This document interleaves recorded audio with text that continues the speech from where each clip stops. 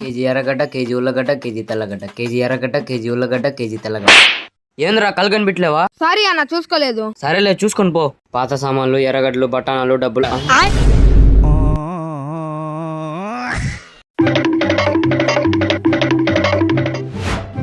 రే మచా మచా, ఏమైందిరా? కాలేజ్ నుంచి వచ్చేటప్పుడు నీకేం కాలేదు కదా? ఏం కాలేదే. అయితే చాలులే.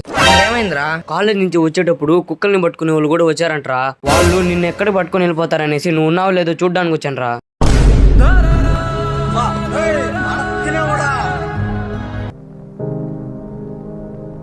ఏమైందిరా బాధపడుతున్నావు?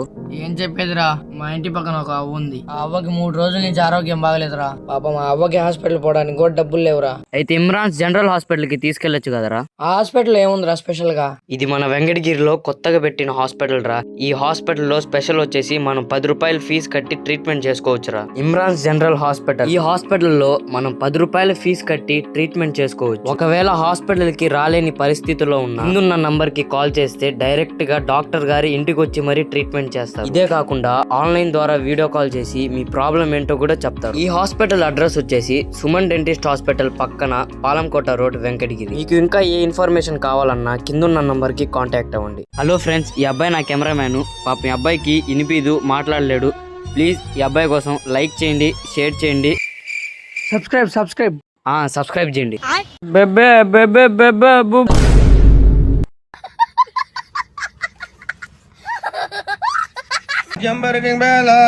రే అదిగో రే చోటోడు వస్తున్నాడు.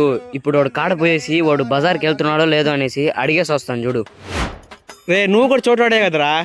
సైకిల్ రిపేర్ చేసేసా. ఏమిరా బజార్కి వెళ్తున్నావా? లేదురా, బజార్కి వెళ్తున్నా. అవునా, నేను ఇంకా బజార్కి వెళ్తున్నావు అనుకున్నానులే. ఏంటి మమ్మీ ఎవడీడు?